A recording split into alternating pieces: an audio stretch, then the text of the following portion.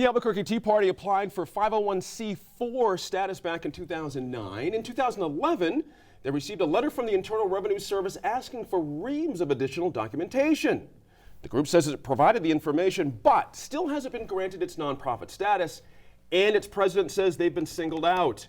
Of course, this week we learned they are not alone. Joining us to talk this week, Trouble in Taxtown, editor-in-chief of the New Mexico Law Review, Sophie Martin's back.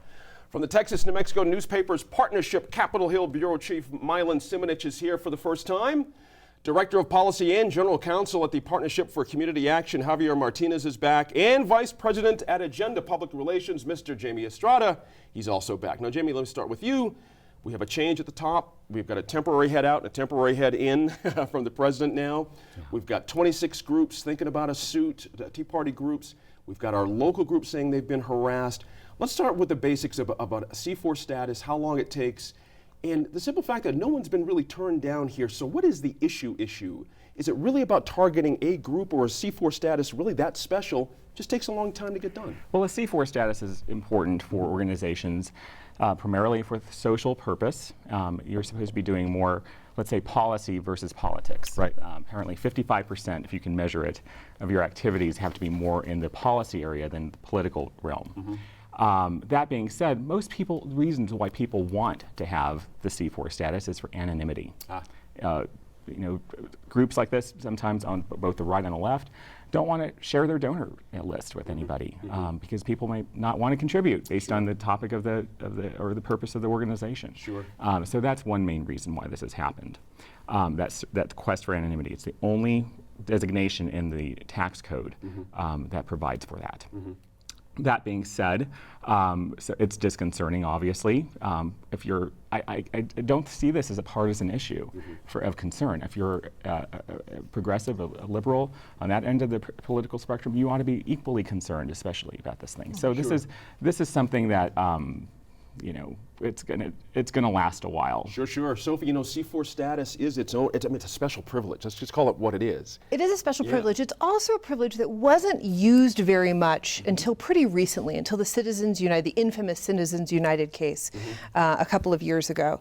And just to sort of clarify, there are many 501c3s. I think that's the designation that most of us are aware of, and those are charities. Those are organizations that are out there that we as a country really prioritize. We want there to be organizations out doing what we consider to be good works. And the reason that we give them tax-exempt status is that to a certain extent, charities are doing the work that we might want government to do, but government isn't able to do it all. And so charity is out there helping the poor and the indigent. They're promoting the arts. They're doing good things. Now, the 501c4 was a much less used designation until the Supreme Court said, we're going to allow a lot more lobbying, a lot more speech out of these groups. And when you see that Citizens United decision come out, there's this boom of filings in the 501c4 designation. So we see two things happening here that I think really affect the IRS's ability to deal with the 501c4. And actually, I'll say three things.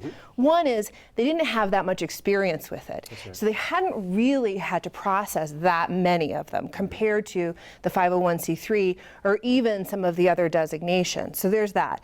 The second is they're getting a lot of pressure to process filings from groups that really kind of skate the line there, that might in fact belong in a different designation that's for more kind of political parties or more overtly political groups. So they have to look kind of closely at it. Third thing, the IRS's budget has been on the decline, and they're not getting the money that they need in order to hire the people, in order to keep up with the increase in work, not just from this, but from other stuff that's been dumped on them over the past couple of years. And so they have this kind of perfect combination of problems coming together. And we see that in the report that's just come out recently that documents all of this stuff coming together, and then there's this explosion. So I think it seems quite clear what's happened here. It's definitely something that's got to be fixed, and I think it's going to take, and I don't know if our Congress is up for this. It's more than just Treasury saying, IRS, we've got to whip you into shape.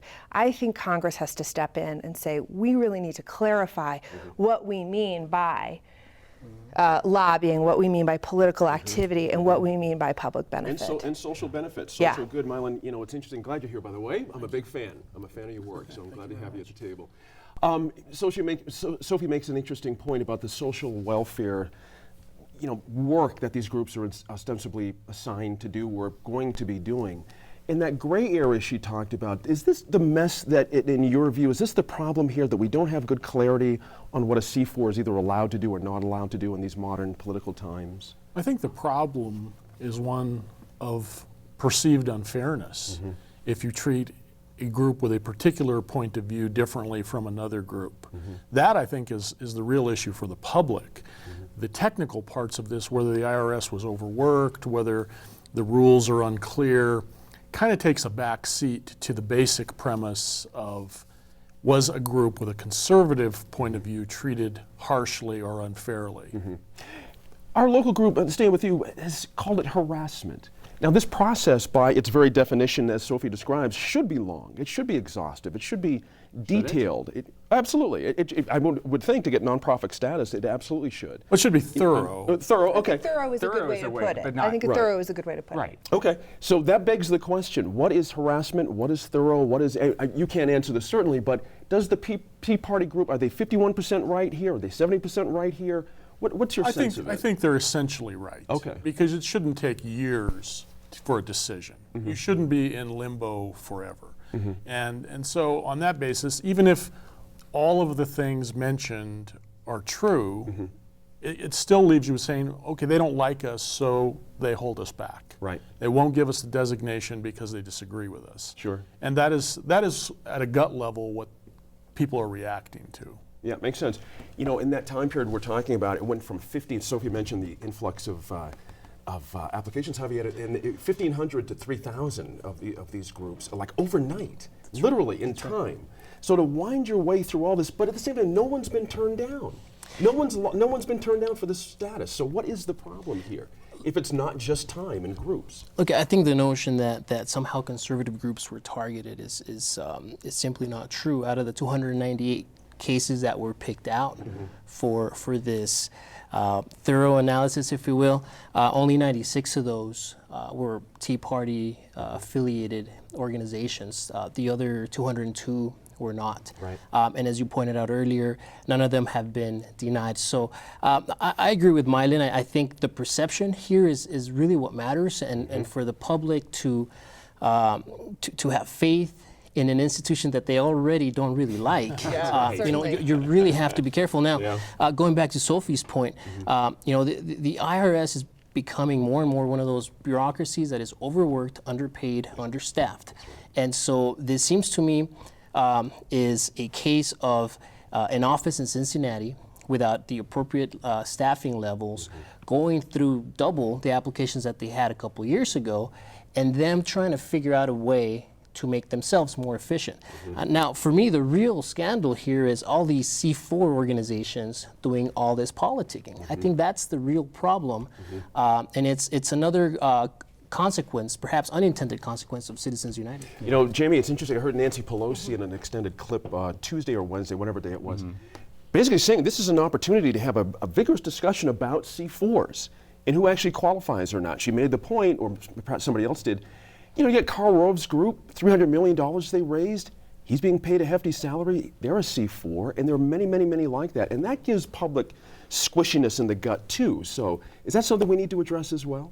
It certainly does. I think people are broadly concerned about money in politics, and they want transparency, and they don't necessarily like, I'm speaking broadly, people don't like to have the anonymity. People want to know who gives to the political groups and organizations. But you mentioned donors earlier. How do we get around this problem of donors who want to keep their anonymity? How do we deal with that? Well, I'm not so sure that that's the necessary policy. Okay. I mean, here we have to then do trade-offs about, okay, you can't, maybe I want to give unlimited amounts of money, but I have to be transparent about it. That's how the 527s operate. Sure. And they must do that.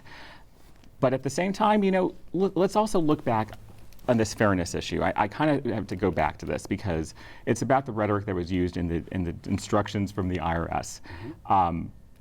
they said we're going to be looking at applications that contain this kind of language. That's pretty concerning. Why weren't they using the same kind of language to say, well, by the way, we think the progressives are going to do the same thing, so let's include progressive or progress or whatever, right? And do the same thing. And USA Today reported that some of these groups, like Progress Florida, got their applications approved with no onerous process, and they got it done in 9 months.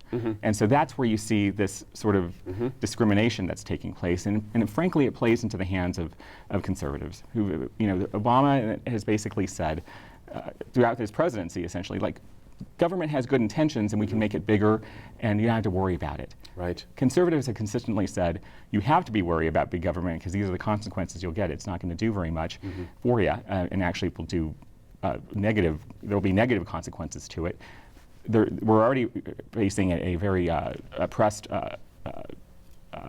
resource-pressed IRS, and it's only going to get worse as Obamacare gets implemented because there's going to be enforcing the mandate on that. That's going to be yet another thing. Someone's going to have to write a big check here, to fix this problem. The federal government's going to have to find a way to write a big check and just get more manpower, get more staffing, and not allow lower-level staff people to dictate what they think is a shortcut in order to have the whole thing blow up in their face. It's really unfortunate. We're back in a moment with Attorney General Gary King.